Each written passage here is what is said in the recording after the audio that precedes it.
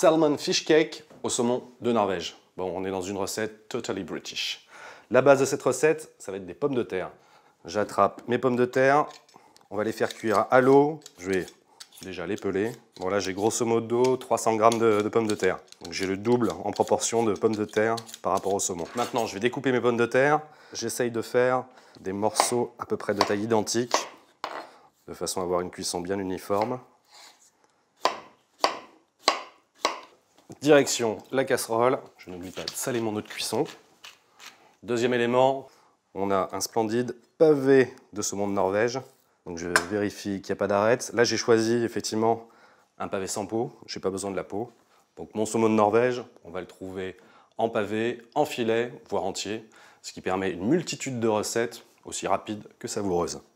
Donc là je vais faire une cuisson un peu différente de la poêle, du four. On va faire une cuisson vapeur. Justement, je vais profiter de la cuisson de mes pommes de terre. Mon eau bout à gros bouillon, j'attrape mon panier vapeur, je vais y installer mon saumon et je couvre. Pendant ce temps, je vais en profiter pour préparer mes autres garnitures. Je vais d'abord attaquer par les oignons nouveaux. Donc je coupe les deux extrémités, j'ôte la première peau et je les émince le plus finement possible.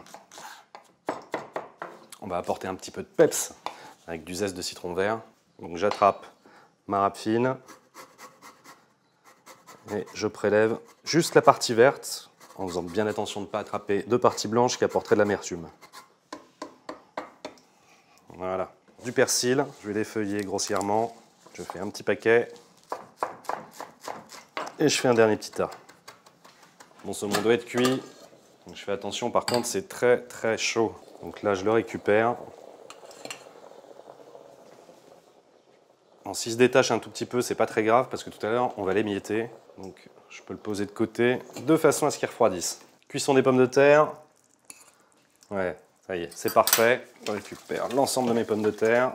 Je les écrase grossièrement. S'il reste des morceaux, ça sera très bien. Non, je vais pouvoir émietter mon saumon. Donc là, j'ai choisi un saumon de Norvège, qui est un saumon d'élevage. Il bénéficie d'une alimentation saine, garantie, sans farine animale terrestre. Je peux rajouter le reste de mes garnitures, à savoir les oignons nouveaux, le zeste de citron vert, hop, le persil. Je vais y rajouter un œuf, 3 cuillères à soupe de farine, du sel et du poivre. Voilà. Et maintenant, je mélange l'ensemble. Voilà. J'ai bien mélangé. Alors vous, lorsque vous faites cette recette, vous laissez le récipient revenir à température ambiante et vous le mettez filmé pendant une bonne trentaine de minutes au réfrigérateur, de façon à avoir quelque chose de bien ferme. Moi, je vais le travailler tout de suite. Je me farine les mains et là, j'attrape un peu de cette préparation. Je vais réaliser des petits palets. Pendant ce temps-là, je vais mettre dans une poêle de l'huile d'olive. Je mets une bonne quantité d'huile d'olive. Je commence à faire chauffer. Je peux continuer à réaliser mes palets. Toujours un peu de farine, la préparation. Voilà.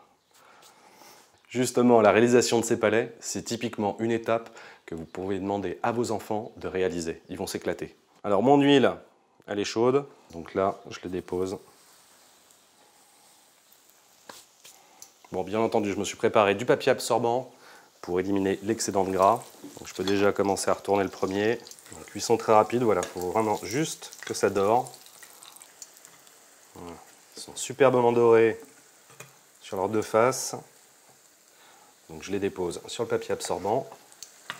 Le maximum de gras. Je peux les installer sur mon assiette de présentation. Dernier petit coup de sel. Une cuillerée de mayonnaise.